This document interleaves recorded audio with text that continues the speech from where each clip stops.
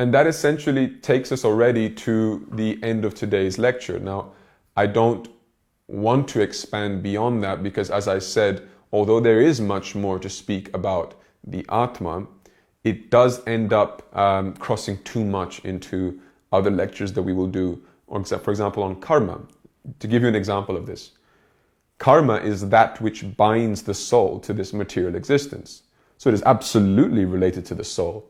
But it is such a vast subject, and there are so many intricacies to karma that it merits its own course independent of the soul. And so mentioning how karma affects the soul in this course would already start to take us in a direction that would remain just very superficial, because it is so vast and so much better explored in a separate lecture. Okay? So that's why I'm choosing to end it at this stage. I want to do a recap with you guys, a conclusion, a summary, to remember all the key points that I mentioned today, okay? Don't forget, you can go back and rewatch this video. This video is going to stay online for at least 2 weeks until we do our next live webinar, and then 2 or 3 days after, so that people can catch up who are newcomers.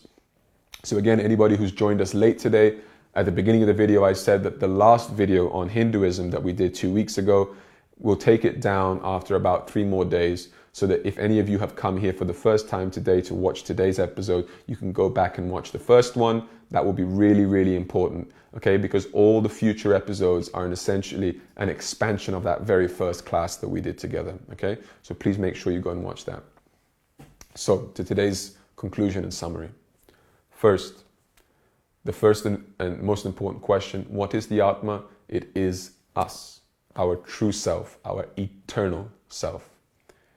Second, what is its nature?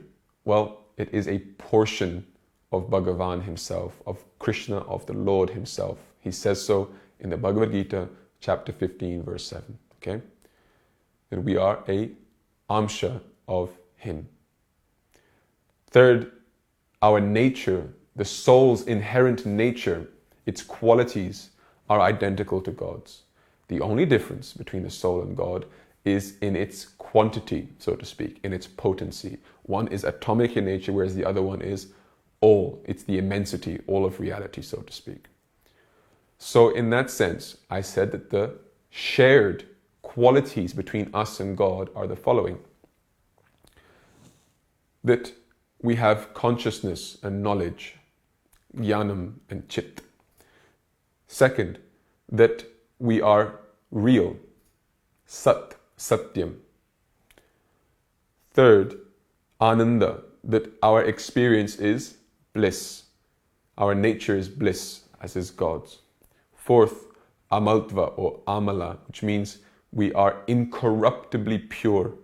That soul cannot be touched, cannot be degraded, just as God cannot be touched or degraded in any way.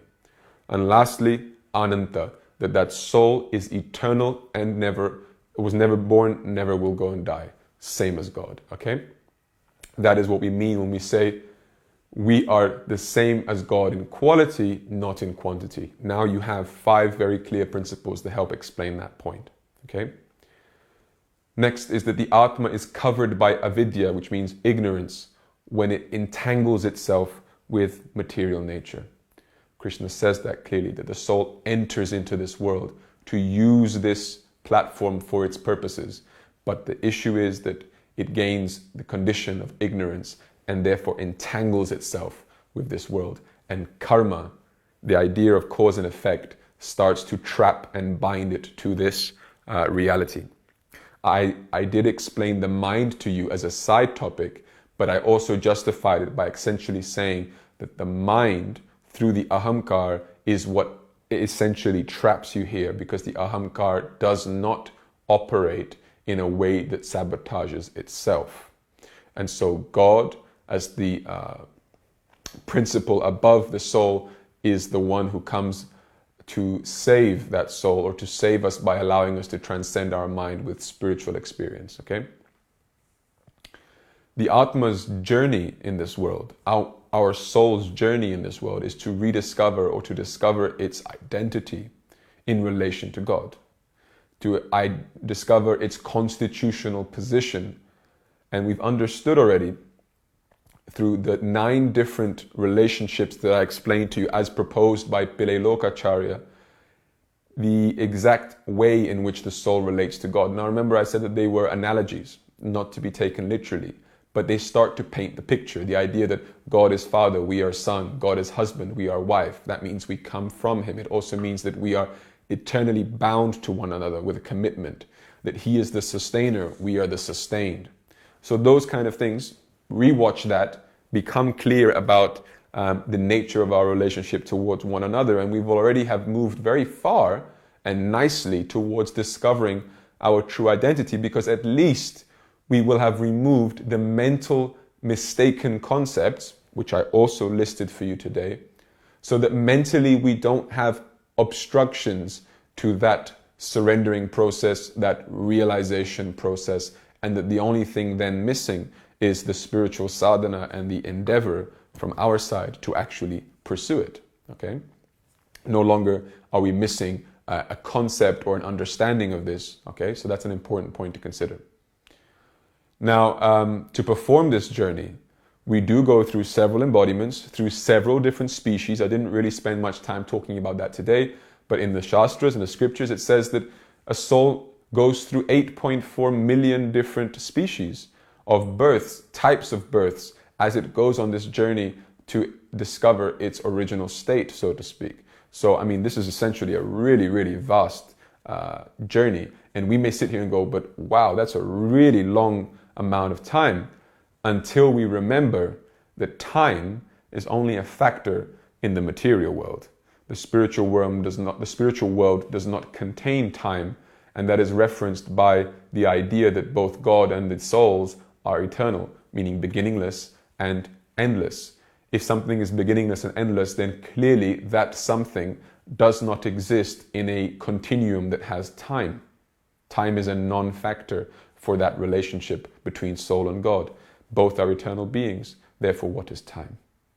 And so this notion of a very long journey having taken place, or that it is very hard, is actually a very subjective difficulty, and it is not ultimately of any truth in this particular point. Okay?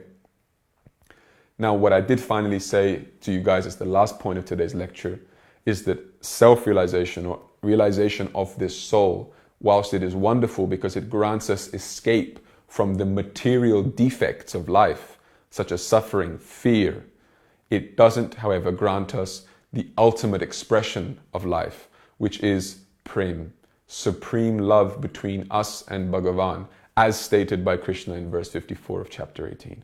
That once you've attained that self-realization, then you obtain supreme love and devotion for Him. He gifts us that, and we are inherently knowledgeable about our relationship with Him. And so that is the next pursuit with God. Okay? And that concludes today's class on the soul. So I hope it was clear. I know we did touch upon some pretty, let's say, complicated concepts and deep Sri Vaishnava philosophy, even though we didn't really do a course on Sri Vaishnava philosophy yet. I only touched upon it very loosely last time. But nonetheless, I think I've done a decent enough job in explaining those things today, and we can go and do that in a greater depth another time.